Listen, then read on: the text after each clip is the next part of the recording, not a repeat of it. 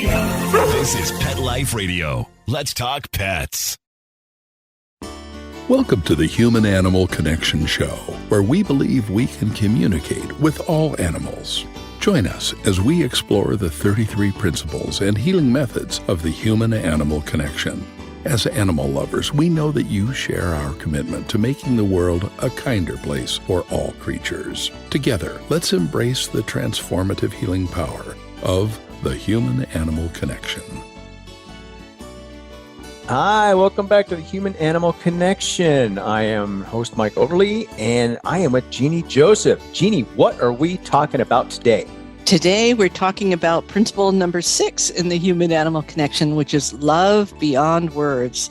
And this is where we explore how sharing love with an animal changes both of us, changes us and changes the animal. Yeah. Wow. Let's go. I can't wait to hear about it. So what is it about animals that elicits pure love, right? So sometimes we have an ache that only an animal can heal. What does that look like? Yeah, well, it's so interesting because sometimes we need words, and words are really important. And, to be human is to have words.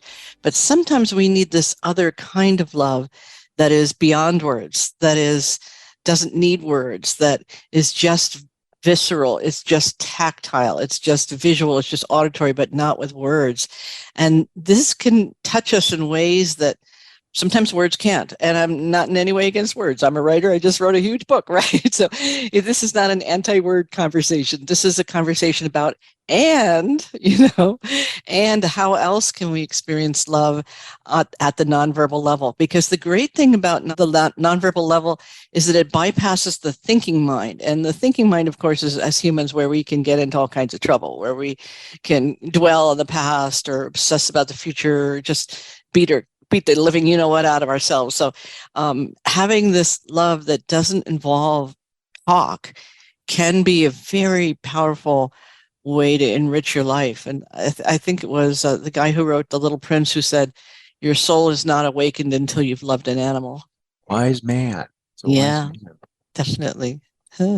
So what does it mean to love beyond words? Like in the grander sense, what does that look like? What does that mean for us? Yeah, well, as humans, we struggle a lot with words and, do you love me? And what does that mean? And if I say I love you, it means one thing to me and it means something different to you, perhaps, so it gets very, very complicated when we bring words to try to jumpstart the experience of love. And sometimes what we need to do is just be in the body, just be in the experience. And animals help us do that. They just bring us into the present moment where we're not so concerned with narrating and getting the story on, getting each other on the same page word wise. It's just a level of pure presence.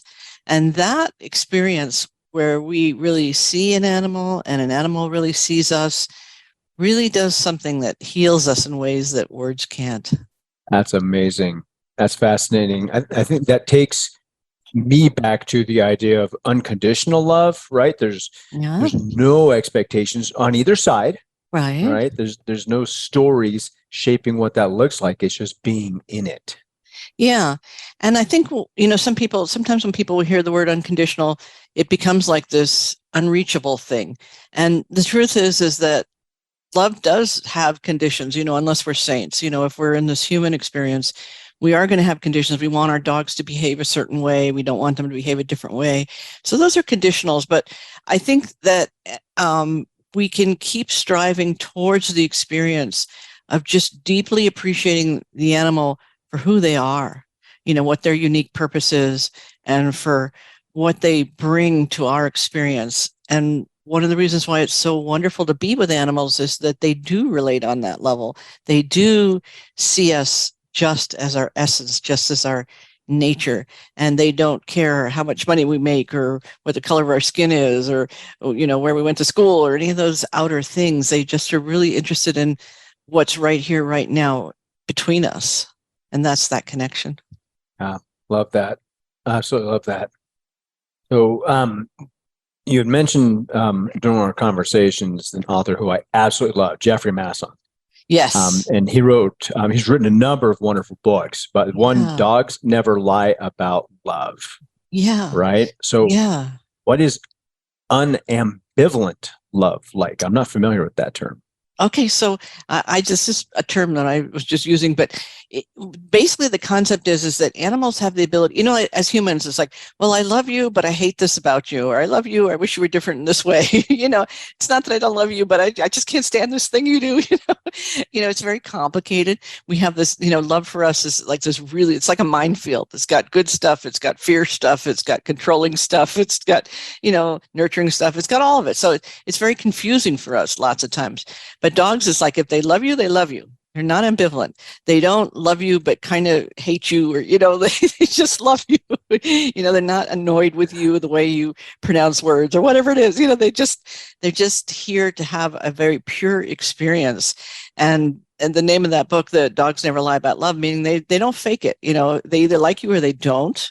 They can be afraid of certain people, but if they love you, they love you.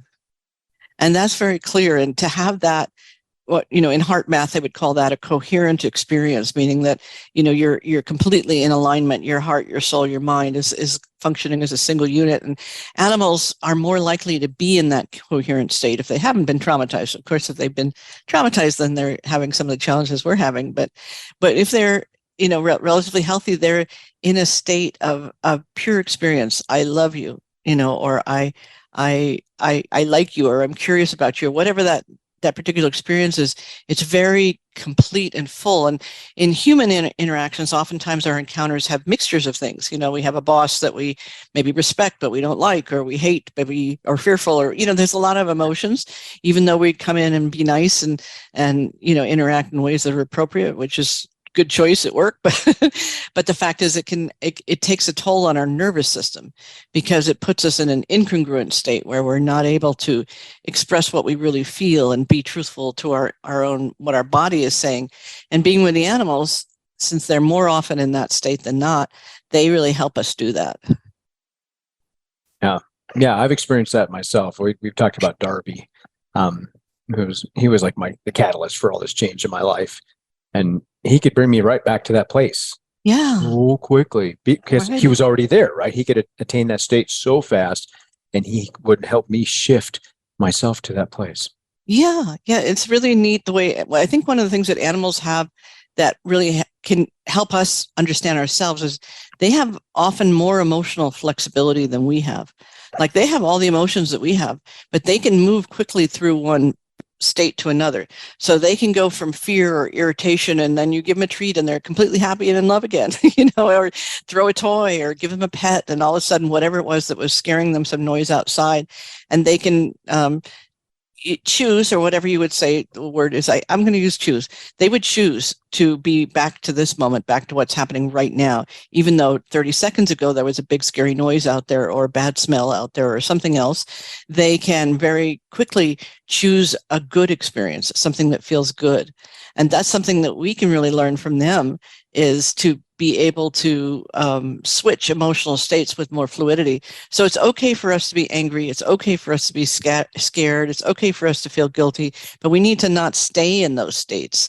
So like an animal, we need to move more rapidly through these emotional states so that we have more emotional flexibility, creates a more fluid state. I didn't watch the show, but my friend told me about Ted Lasso, and he used to have a saying about be like a goldfish. And what he meant by that is, in his use of the metaphor, goldfish only had a memory of 5 seconds. I don't believe that that's true. I don't know that that's science, but let's just say for the sake of conversation, goldfish have short memories. Okay. His point being is that forget what just happened 30 seconds ago. This is what's happening right now. So that's a valuable lesson, whether or not it's true about goldfish, because I think one of the things we're coming to understand is that fish do have memories. They do, so it may not be like as long-term as what we're used to, and I'm not sure what the length is, but point being is that they have the ability to just swim away from something that doesn't feel good and desirable to them and move towards what does. But I love those stories. Have you ever heard about the cleaner fish? Have you ever heard about them? Mm-mm. So there is, I forget what they are, a breed of fish, but they sort of call them cleaner fish, and they will clean off the parasites and debris and bad stuff on other fish. So the fish will come to like their spot, where this fish has sort of like a storefront, in the reef or whatever. And they will come to the cleaner fish that does the best job, because occasionally these cleaner fish will try to take a nibble of something that's not necessary for the patient, and of course it's not the fish won't come back to that fish. So they remember who the good cleaner fish are, who do the good job, and they'll come back to that person, that fish, even if that fish moves to a new location, they'll find the one that they like. So they make choices, right? So I don't know how you can say that they don't have memory when we see things like that. But anyway, the point being is that the notion of having a fluid relationship to your own emotions, that gives you permission to feel whatever you're feeling, but not to dwell on it forever. So one of the things people are sometimes, when I take them to my horse workshop called The Power of Presence, people are afraid to be near the horses because they know the horses can read their emotions, right?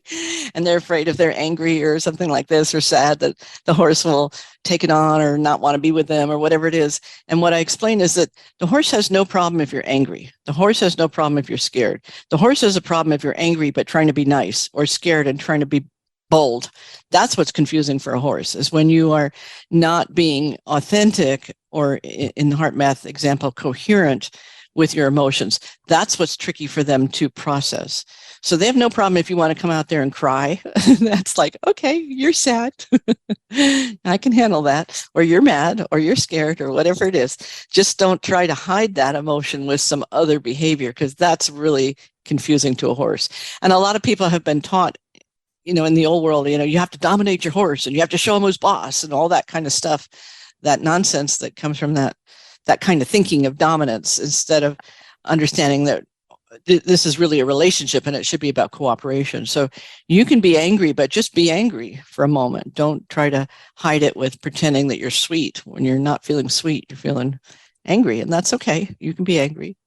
So that the notion of emotions as being just pure energy, different frequencies of energy, and that we can move through these energetic states, gives us a lot more freedom and power over our own emotional life.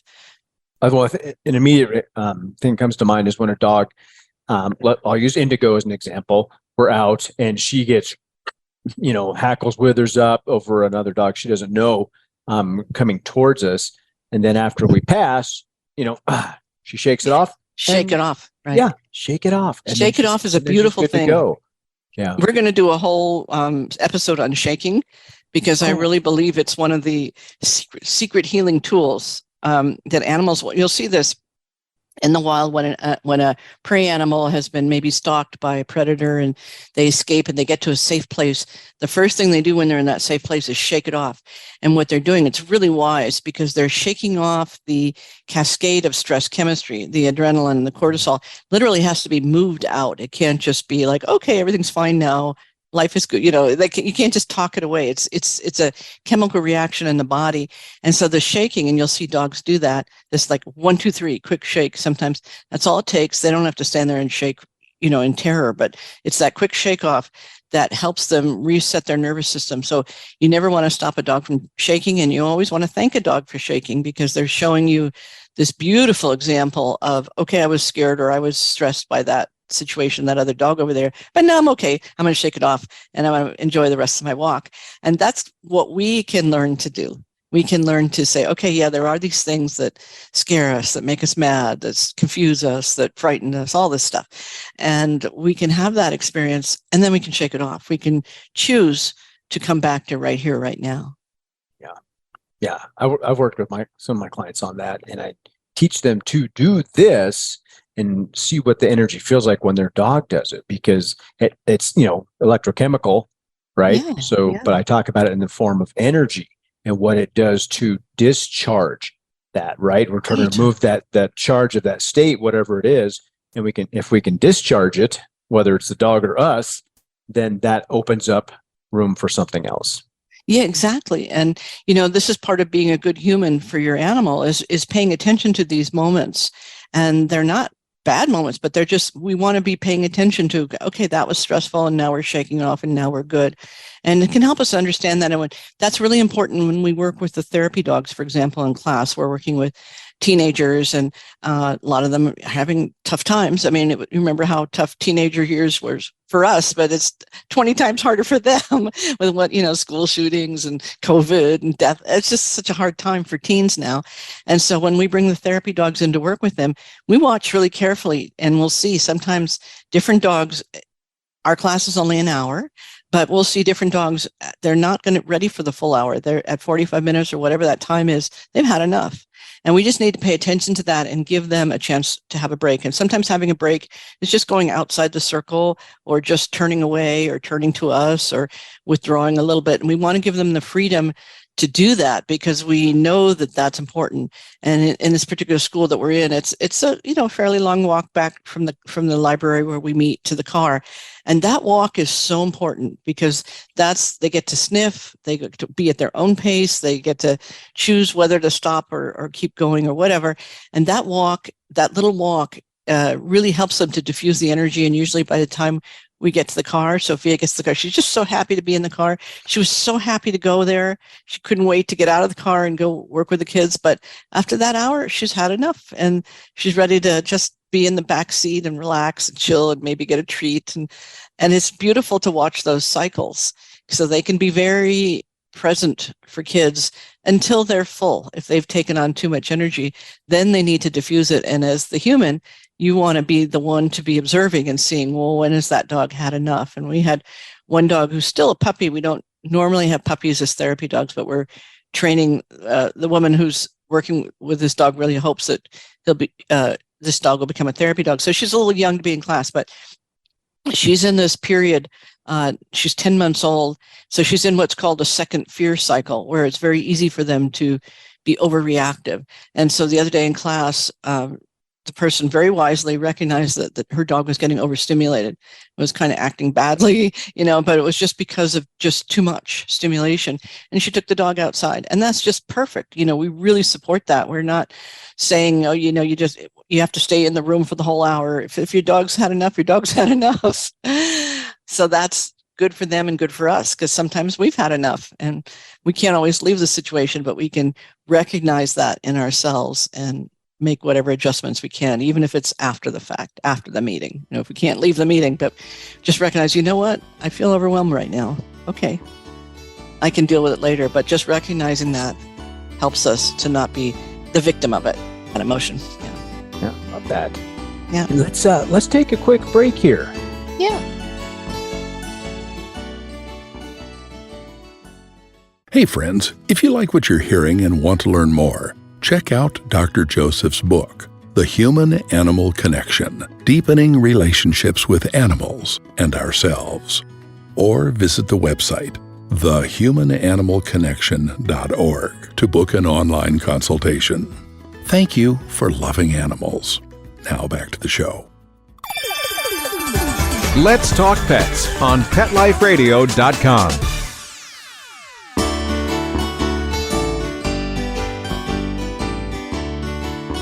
Okay, and we're back. Gee, this is outstanding. I'm having fun with this today. Oh, good.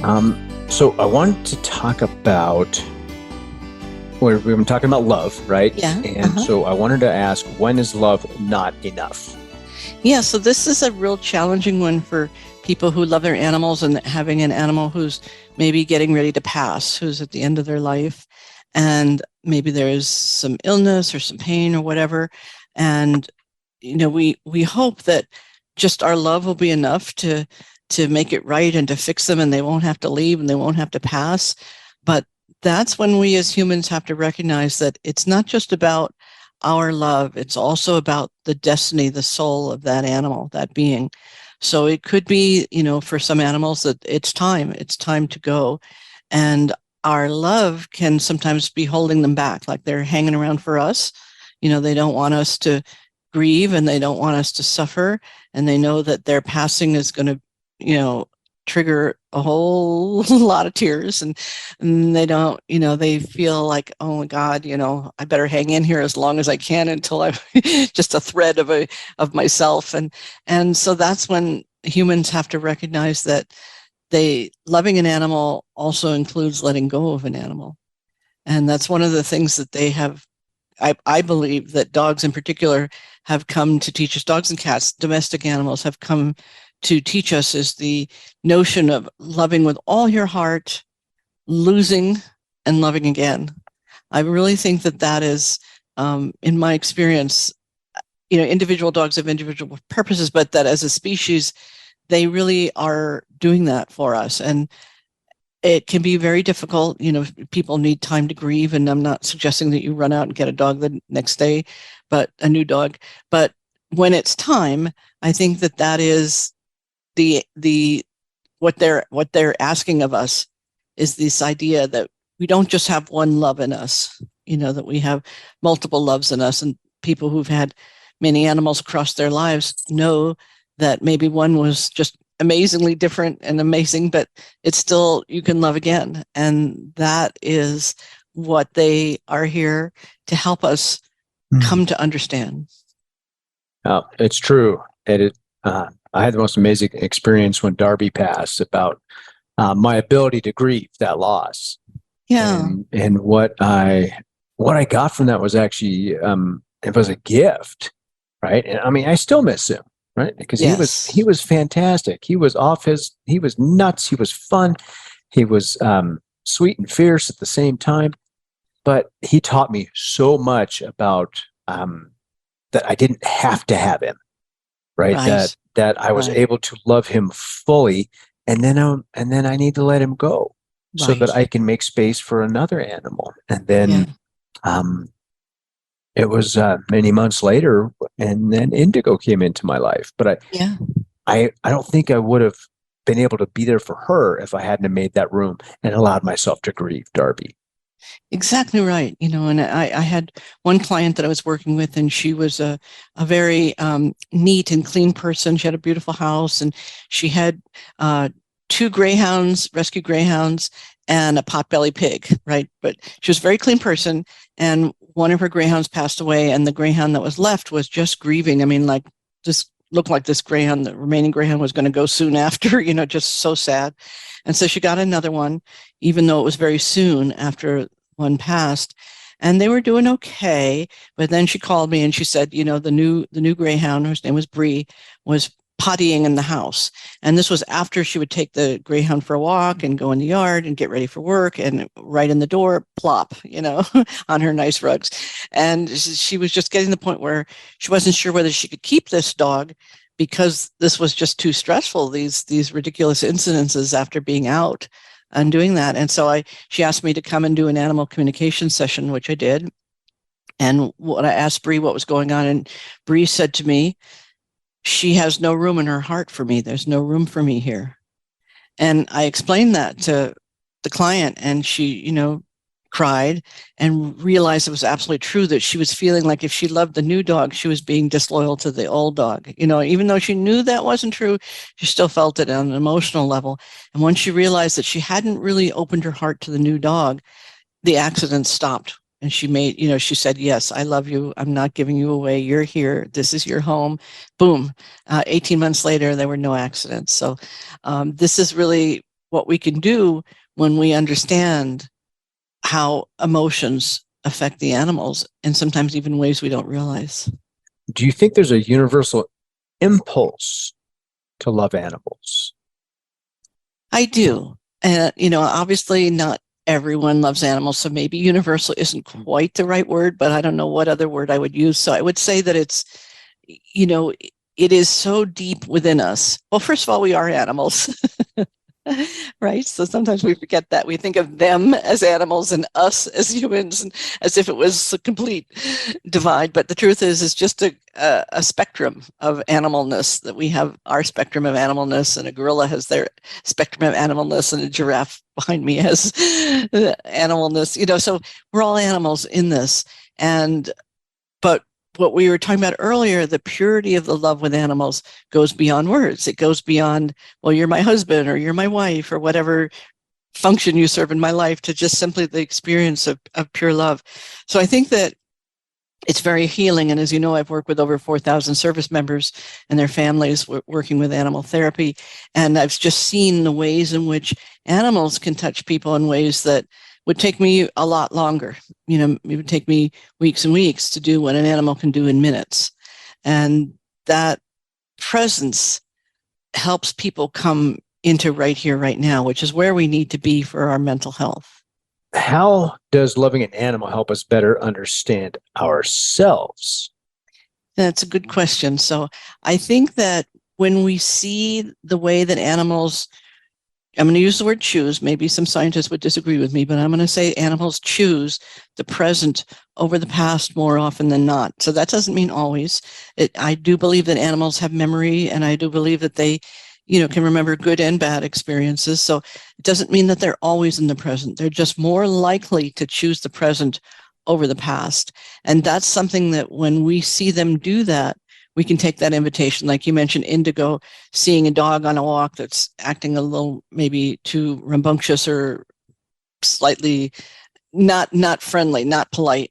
And that can cause Indigo stress. And then when Indigo gets away from that situation, it's like, okay, we're walking, we're happy. I'm happy to with my person, Michael, and so shake it off. And so that's something that we can really learn for ourselves, is the recognition there are going to be, whatever you want to call it, the bad dogs of life out there that startle us, disturb us, hurt us, say mean things to us, disregard our feelings, invade our space, do all this stuff.